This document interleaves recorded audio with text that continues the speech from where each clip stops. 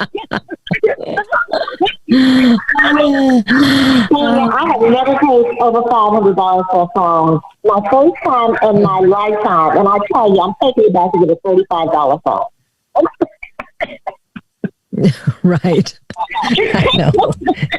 Where's the day of the little clamp phone, right?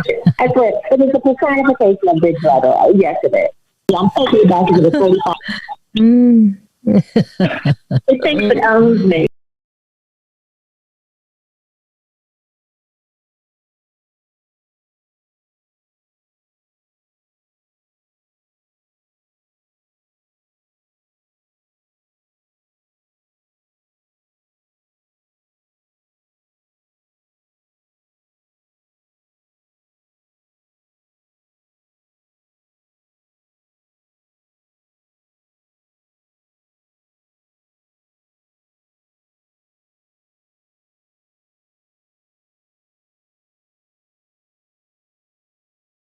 We go. Okay. I'll make sure I keep that an extra space to my left. Yeah.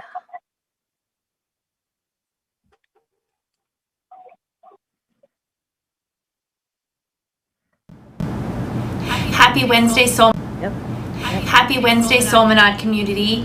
So today, as we continue to talk about mental wellness, I want to share a little bit more about how people can get deeper support if they're struggling with depression, just even overwhelm and anxiety. Yep. Mm-hmm. Yep.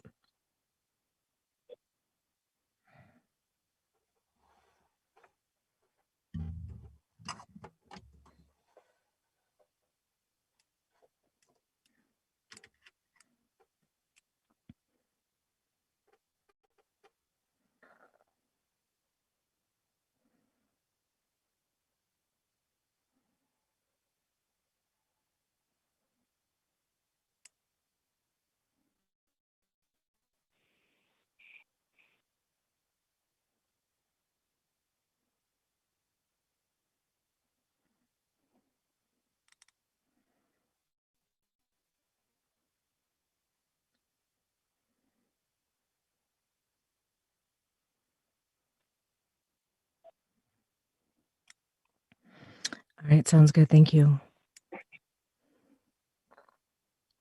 Gonna hit that music. All right, perfect. Great, thank you.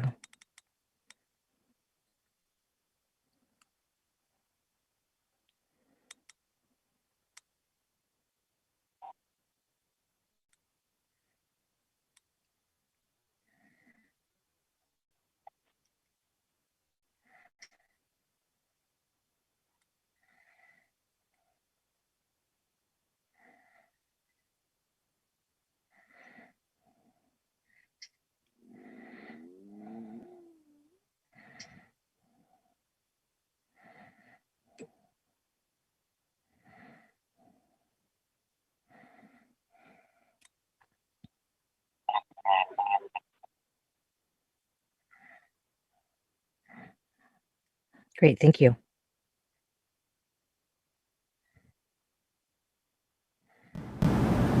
Happy Wednesday, Solminod community.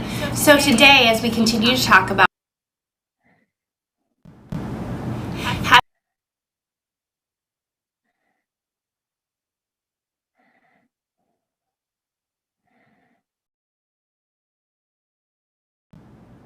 Happy Wednesday, Solminod community. So today, as we continue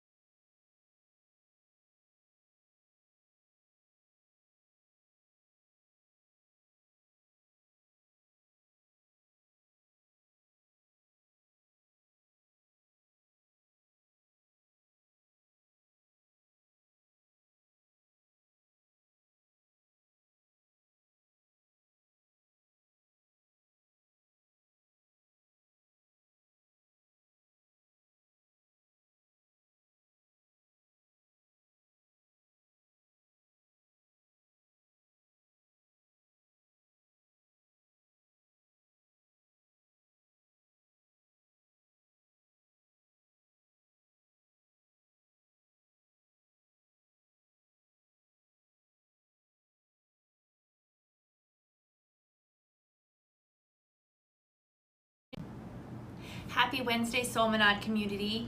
So today, as we continue to talk about mental wellness, I want to share a little bit more about how people can get deeper support if they're struggling with depression, just even overwhelm and anxiety or worried racing thoughts. I mean, it has been a year beyond years. Nothing our generation has ever seen before. And what we've noticed is that so many people are struggling and realized in this last year that they've been struggling with some part of mental health issues since they were young, or since they were teenagers, or since they were in their 20s. So what people don't realize all the time is that your gut is actually your second brain. So if you aren't balanced with a healthy gut microbiome and also the right nutrients and antioxidants to help make your brain neurotransmitters, you can never get ahead. So people just try and try and try, but they can never make a shift. So we're super excited that we now have new information, new ways to test patients, and also new ways to give you supplements and give you the right nutrients to actually start healing at a deeper level, so that not only do you heal your gut, you have the balance and the nutrients to make the healthy neurotransmitters for brain function, and also increase your oxygenation and your energy, focus and cognition, and much, much more.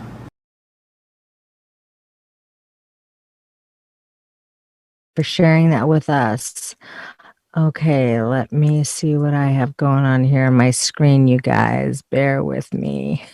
I need to pull you guys back up here, so just a moment.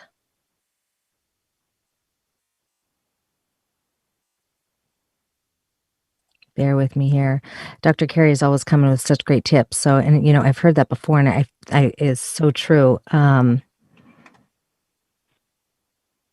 Let's see if you guys are still with me here. Your gut does operate as almost like a second brain. Gabe, how's it looking on your end? Does it look okay?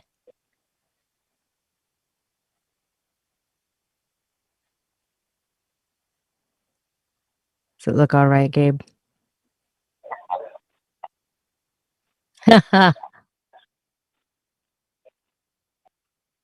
Okay. All right. Perfect. I lost you guys here on my screen. So, but that's okay. Yeah. As long as you guys can see, that's okay. Like, all right. Perfect. I'll pull that up. Yeah. Dr. Carey Getzmeyer's with Lake Point Wellness here in the Twin Cities in Minneapolis. And she's always coming with such great tips. It is so important to take care of our guts. It does affect mood, and it affects emotions and ability to cope better throughout the day, and increases quality of life. They have the ability to do some testing there to see exactly, you know, what it is that you might be dealing with there in the office. So reach out to them, reach out to Dr. Carey Getzmeyer at Lake Point Wellness, and see if you can't get your test taken today. All right, guys, we'll go ahead and move forward. We have a great guest joining us today, and I would like to welcome my sister. Let's see if I can get you up here, girl. Okay, Ishtyme Robinson. Are you with us, Ishtyme? How you doing, sis? I'm good, Sonya. I'm here. Doing great. Hanging in there. Yeah. Thank you. I'm so glad that you're here. Thank you for taking the time. You know, Ishtyme and I met a year ago when I was working on organizing the National Mothers March here in the Twin Cities, and it was just instant connection. And we've been working together here for the past year. We did an interview that I was managing on my own, just kind of on the fly, and you know, I wasn't even able to save that interview. So we're gonna do a 2.0 here, okay, sis? Yeah, we will. We'll get it right this time. It's no worries. Yeah. No worries. We just, Amen. you know, that's what we do. We just keep trying till we get it. It's perfectly okay. It is. Yes, we do. We roll with it, don't we? And thank you so much for inviting me, Sonya. Thank you so much. Thank you. I am so grateful to be here and to your invitation and to share. Thank you so much.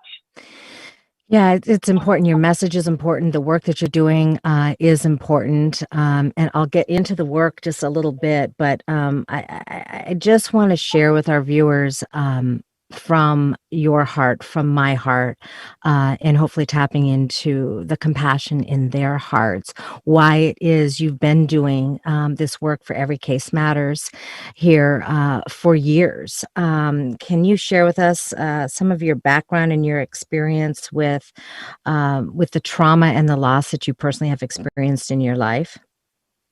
Yes, absolutely.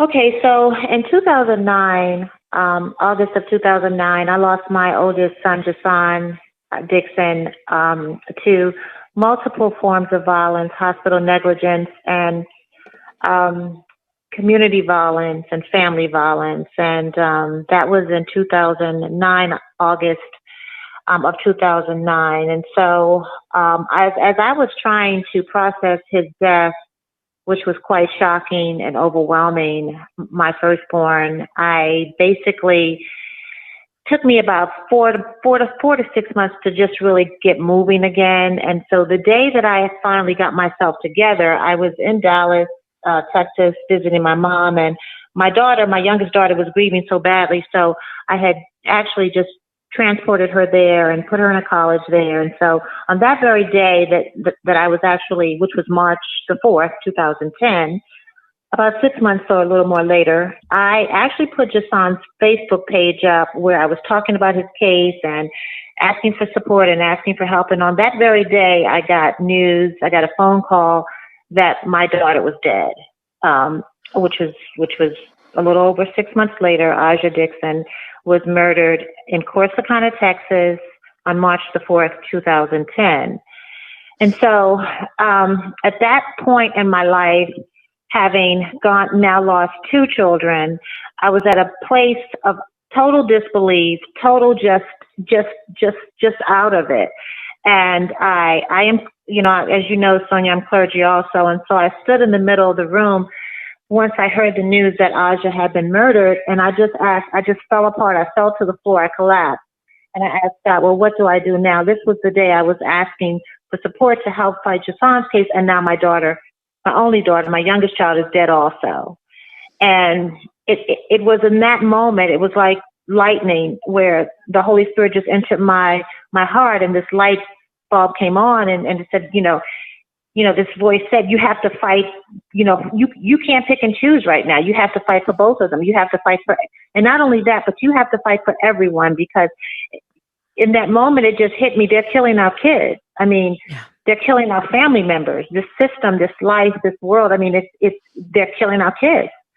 And so that, I think, was the impetus for the birth of Every Case Matters.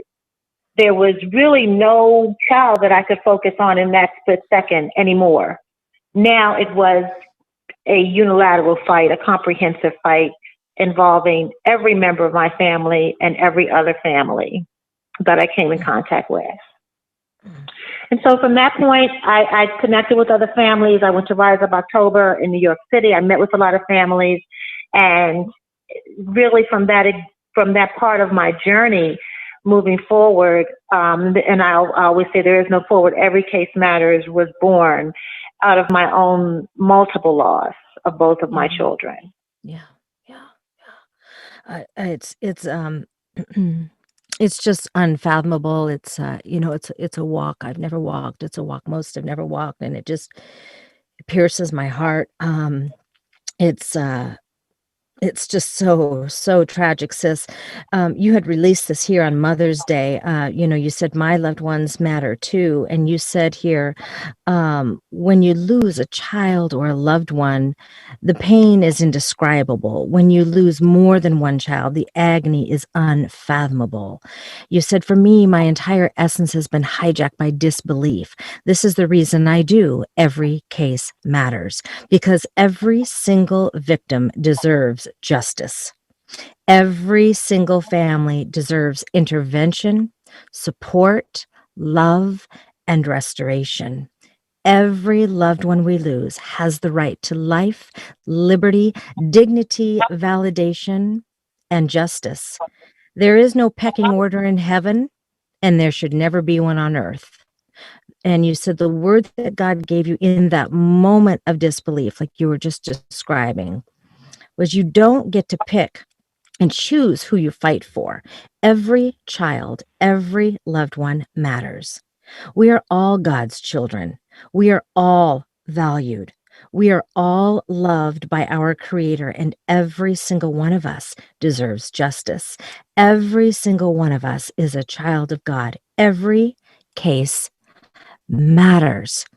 And so that is where Every Case Matters was birthed. And then you went on, and we'll talk about this, is you're asking folks to sign this petition about every case mattering. And you said, please join us in amplifying our loved ones as we state the resounding cry that every case matters. Now, you've been working on this for years. You already have over 400,000 signatures. Can you share with our viewers in greater detail about this petition, sis? Yes.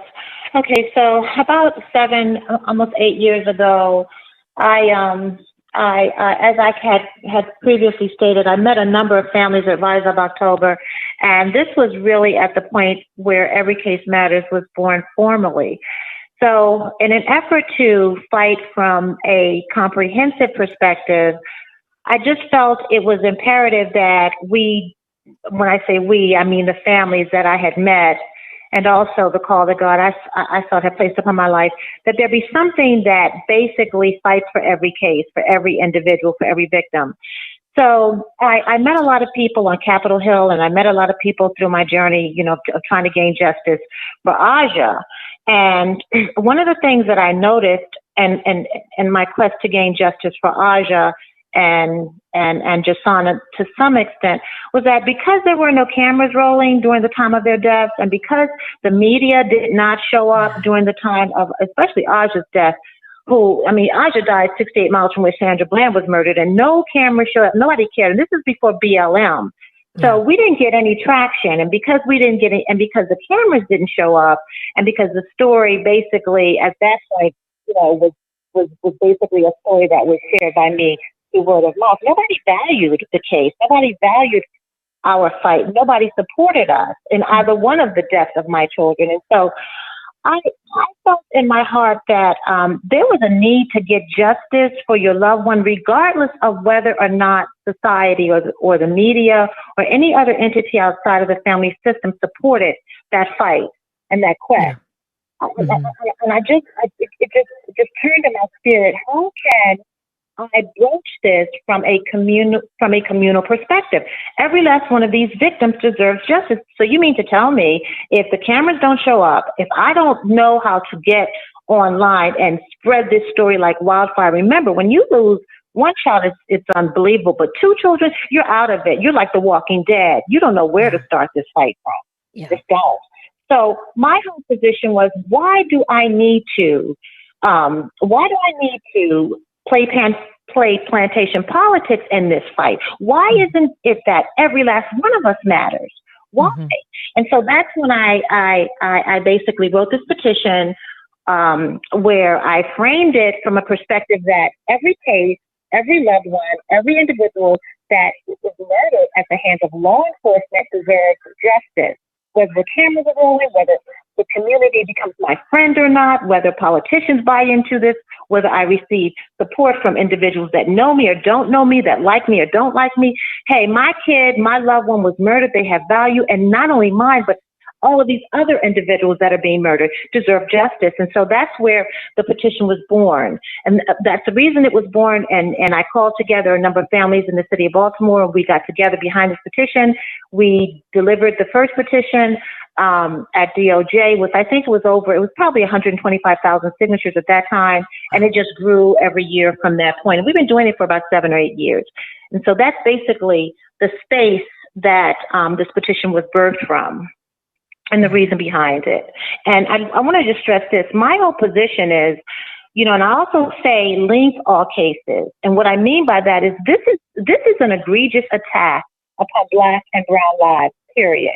It's viewed from hate. It's Right. viewed from systemic racism. It's viewed from over 400 years post-chattel slavery. And nobody's really stating that. This is genocide. Therefore, we have how many cases? In my opinion, one case. One case is this assault upon Black and brown lives, period.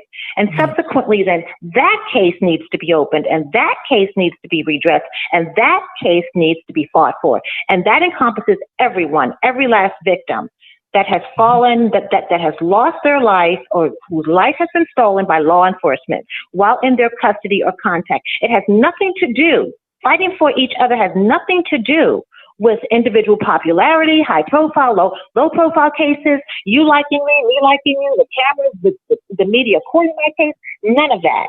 This is in response to an overt systemic assault of genocide cast upon a group of people in response to hate and post-traumatic slave syndrome and slavery and everything else, and racism and systemic racism, period. Mm-hmm. Period. I want to go ahead and read this to you, and this can be found on actionnetwork.org. Actionnetwork.org is where this petition is. I'm going to read this for our viewers, and then I'd like you to bring just a little bit of clarity in some areas where they may not have a complete and full understanding of everything. What you just said, I'm sure, cleared up a lot of confusion. But I'm going to read this for our viewers, okay, Ishtyme? It says, families are sick and tired of being sick and tired. Families across the nation who have lost loved ones to police brutality are still fighting for justice. Law enforcement must be held accountable for the unjust, senseless murder of unarmed Black, brown, and Indigenous bodies. The recent verdict in the Chauvin trial does not change what we know to be true. A racist, unjust system will never deliver justice for our people, and it never kept us safe. George Floyd should be here. We mourn as his family mourns and support their efforts to find solace and accountability with this verdict. Dante Wright, Adam Toledo, and so many others who have lost their lives demand a new approach to keeping our bodies and communities safe. Police continue to terrorize our communities using tear gas and militarized weapons on peaceful protesters to silence our voices. Without deep systemic change, we are bound to repeat this cycle again and again. Families of loved ones whose lives have been stolen by murderous cops are demanding the federal government stop this assault upon Black bodies fueled by hate and systemic racism by linking all these murders together and acknowledging them as you had just mentioned, one assault, called out that is motivated by hatred of people of color. We demand the end of murder of Black lives. Cases of all Black, brown, and Indigenous lives stolen by the police must be reopened and analyzed together. They must be viewed as a direct result of systemic racism. We cannot afford to have two judicial systems. Everyone deserves equal justice under the law. Every case matters. Every case deserves justice. Death in Custody Recording Act, the DICRA, requires police to report on civilians' deaths in custody, no matter the cause. Police departments routinely fail to comply with DICRA, and the DOJ in the past has refused to make DICRA data available to the public. And the participating organizations of this petition is Every Case Matters, Daily Cause, and Consumers United for Fairness. So the message to the Department of Justice in this petition is, we demand that the federal government hold law enforcement accountable for all lives stolen while in their custody or contact by taking the following 3 steps. 1, the opening and linking of all cases of deaths at the hands of police or in police custody. 2, prosecuting murderous cops. 3, making DICRA data available to the public. So that is the petition in its entirety, and we will go ahead and post that here for all to be able to see. We want as many signatures as we can possibly get. We have over 400,000 already, and the goal is how many? The goal is 1 million. It's 1 million. It's a part of our Make a Million Happen campaign to get 1 million signatures. on board demanding that the federal government link these cases. And I want to make that very clear, and I can't say it enough, and I want to just reference it to the Holocaust. During the Holocaust, we didn't hear individual families stand outside of the group and say, justice for Mary, justice for Joseph, justice for Elizabeth, justice for Sarah during the Holocaust. Now, I'm not trying to be offensive here, but the bottom line is the resounding cry was eradicate the Holocaust. Eradicate the Holocaust. It's just that simple. We are saying the same thing. Eradicate this assault, this genocidal assault upon Black and brown lives, period.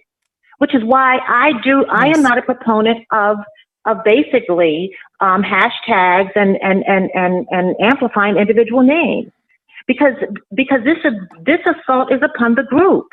It is not upon individuals. It is upon the group, which then falls upon individuals. So until we fight this fight in terms of eradicating this assault upon the group, individuals will continue to be assaulted. It's just that simple. This is not rocket science. And so the demand to the federal government is link the cases. The bottom line is we are no longer playing plantation politics with our lives or the lives of our loved ones anymore. The media has courted certain cases and left the group behind. It's time now to court the group. We are talking about eradicating an assault upon a race of people. This assault upon a race of people, not just George Floyd, Dante Wright, and all of the other victims. There's so many names right now, I can't even remember them, because they are a part of a group that is under attack. So subsequently, then I am advocating that we shift the way we fight, that we shift our focus in terms of how we view the fight and begin to fight from a group dynamic where we minimize the names and amplify the group, pure and simple. Yeah. Sis, it's like you and I were talking the other day, and we talked about how the Asian community came together with a quickness in regards to Asian hate, and action was taken. You want to address that for our viewers? I mean, President Biden has already signed off on the bill eradicating Asian hate, and that is their mantra. That is their mantra. Eradicate Asian hate. Eradicate it. It's just that simple. We don't even know the names of the individual victims that were murdered and during the different incidents that we have heard about. We don't even know their names. There's no hashtag behind their names. Nothing. It's just eradicate Asian hate. And that bill has already been signed. It has already been signed within a year. And here we are still courting individual fights across the nation. And, which is to me insidious. It is insidious.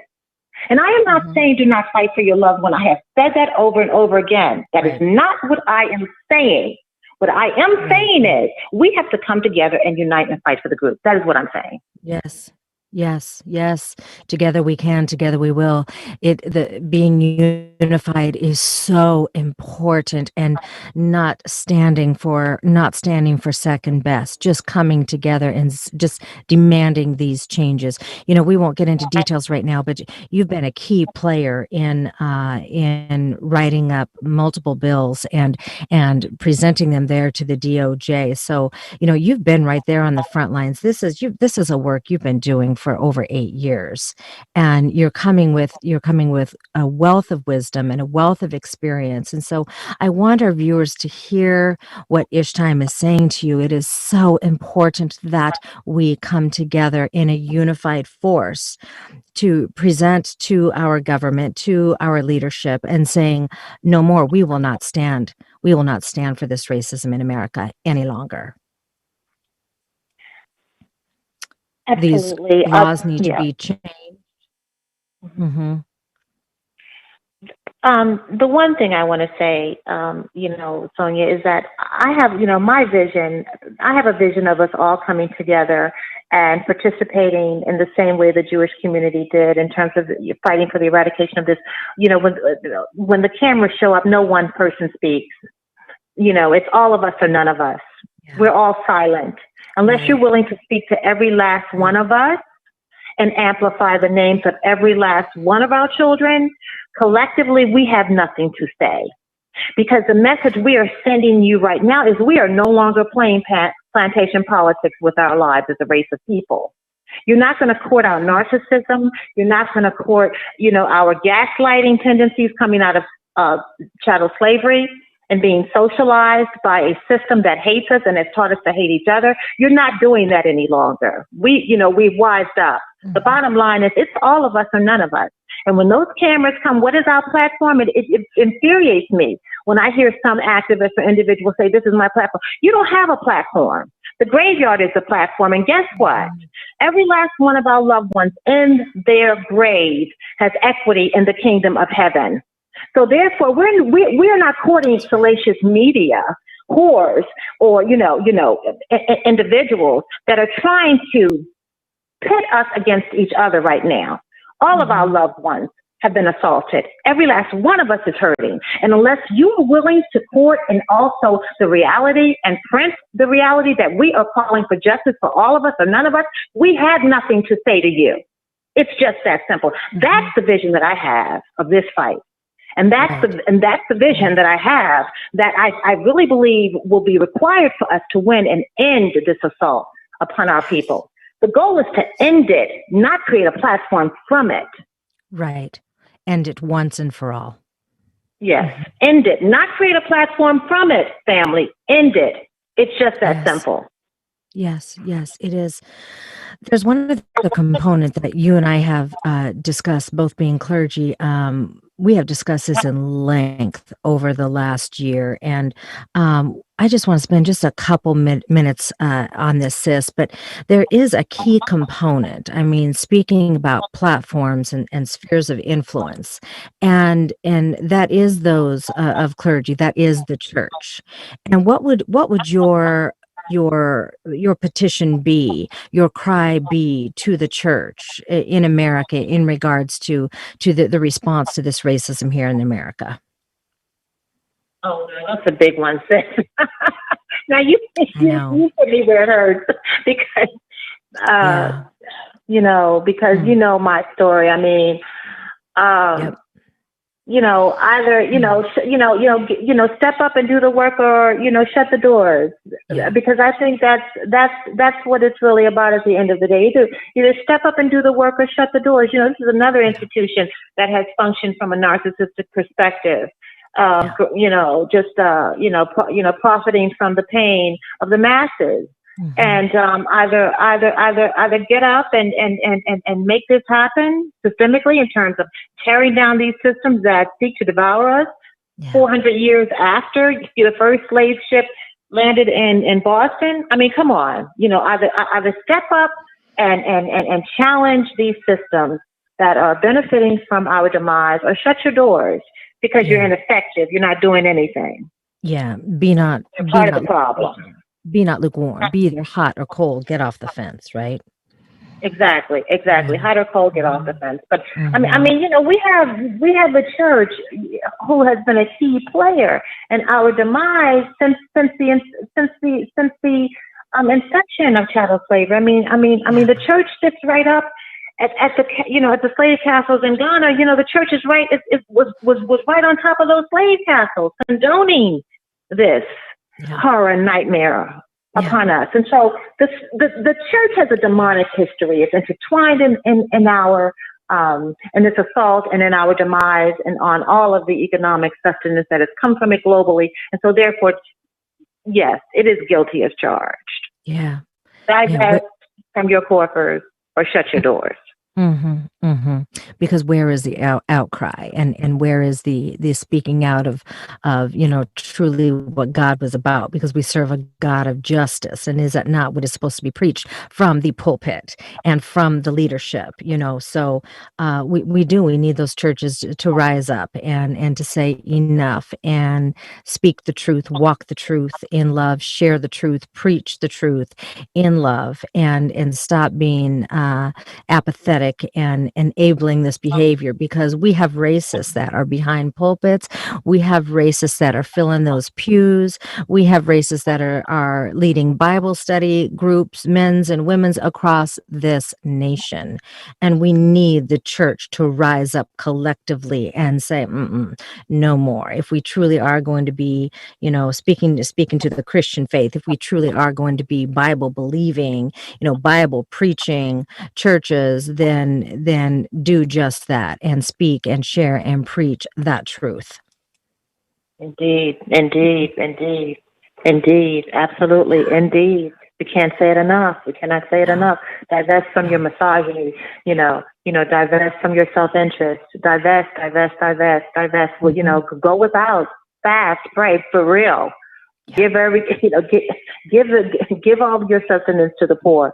Get out there and help these families. The families lose everything. The families lose every single thing that they have once had and held in their possession. Many of these mothers are homeless.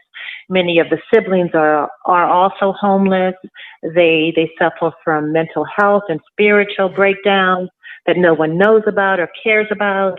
The mothers don't have money to pay their rent, to put food on the table. There are fathers that are absent. I mean, women fight this alone with no support or love from anybody in our community, not really, unless they can make a dime off of your story. And you court at the press, which is why we do Every Case Matters, to help families who have not done that and cannot do that and don't have the resources to do it. And so subsequently, the church, here's your opportunity to come in and do due diligence. Help these families. Help them get back on their feet. Help the siblings and help the other existing family members that do not have support. Help them. My God. Yes, we've had previous guests on the show. We've had Amity Dimick, and we've had Marilyn Hill and Ashley Quinones. We've had Delshia Perry. We've had a number at the Mother's March. I did quick little 10 to 20-second interviews. Just went up the line asking hundreds, just for their brief comment, concern, question, anything that they had. And these families need assistance because it is not being offered by our systems, and predominantly it's more men that have been murdered than women, statistically speaking. And quite often these are the breadwinners of these families, and these families, like you said, they are left with nothing. So the church can definitely step up and give back in a practical and in a tangible way. They need to receive counseling. They need to pay that rent or that mortgage or their cars. They need help in finding work, if they even are able to go to work, because they may still have little ones at home that they are trying to raise. They need to just meet their basic needs. And if that is not what the church is called to do, I don't know. But that is one simple way that the church can reach out and just share the love of God, share the love of Christ, because it's these families that are suffering, and it is day after day, and it is continuous. And every time that another life is stolen, that just stirs everything up for that family again. I mean, talk to Mia Montgomery. She lost her father. This just stirs everything back up for all of them. It's that PTSD, effect that kicks in, and they're being re-traumatized. These families need support. They need help. They need assistance.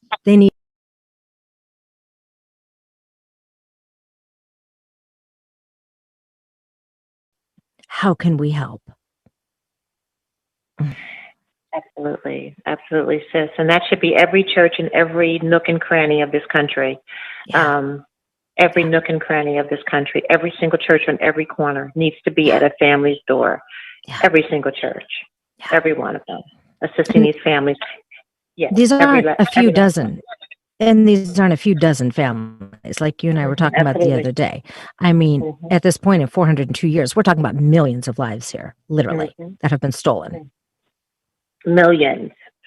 Ironically, the federal government, the U.S. government claims we need 1 million documented cases to charge the U.S. with genocide, which is what happened in the Jewish community, they had 1 million documented cases. And so we have over 1 million just from just from chattel slavery. We have over 400 million. Are you kidding me? Sure. We know exactly what this is. I mean, Yeah. so therefore, if that's the level of suffrage we have encountered in our community, and it certainly is, then how much more help does our community need? And we're not talking about, pedantic help, pedantism and patriarchy and all of that foolishness where you come in and play God. No. We're talking about acknowledging the assault and digging in to do due diligence to restore this community, period, across the board. Mm-hmm. Every inch of this country. Yep. Every inch. Well, sis, the needs are great. You've suffered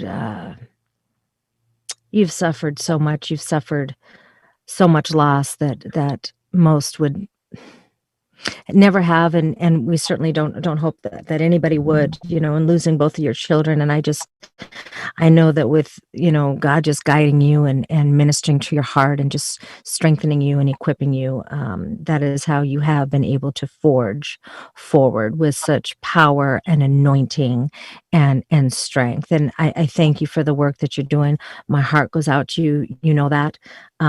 But I thank you for taking this leadership role. And so before we sign off, we just want to say one more time that we are asking everybody to sign this petition. Every case matters. It is imperative that everybody sign this petition.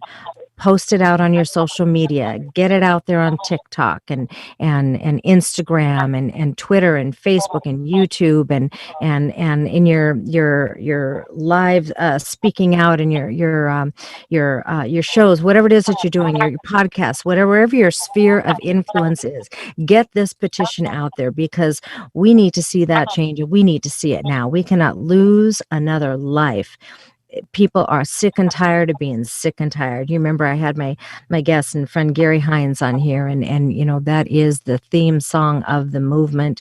You can, in fact, get those T-shirts and those sweatshirts there for from Gary Hines and his organization, Sounds of Blackness. But he's been a show previously on the case. But folks, we ask you to get this petition signed. We'll have it posted here. Please share it with everybody. Step up, make a difference. Not everybody can be boots on the ground. Not everybody is called to the streets, but there is something you can certainly do from the privacy of your home, from your desk, from your office, from your kitchen, is to sign this petition and please share it with your friends. Sis, is there anything you'd like to share with our viewers before we sign off today? Sign the petition. Sign the petition. Just sign it. Sign it and share. Sign it and share. We need 1 million signatures, folks. Sign and share. Let's get that million. Let's get that million. We can do this with your help and your support. If you want to make a difference, if you want to save a life, if you want to see our children, grow up and have a life. Not that we have all the answers here, but this is a step. Just sign this petition so we can get these million signatures that we so desperately need. Thank you. Thank you, Sonya, and thank you, guys. Thank you, family. Yeah. Amen. All right, you guys. Well, you heard it from Ishtyme Robinson yourself. Let's get that petition signed. Let's get the word out. Let us rise up and remember that together we can and together we will. Hey, my family and I are moving from the Twin Cities to Maricopa, Arizona, just south of Phoenix there next week. So Arizona, we will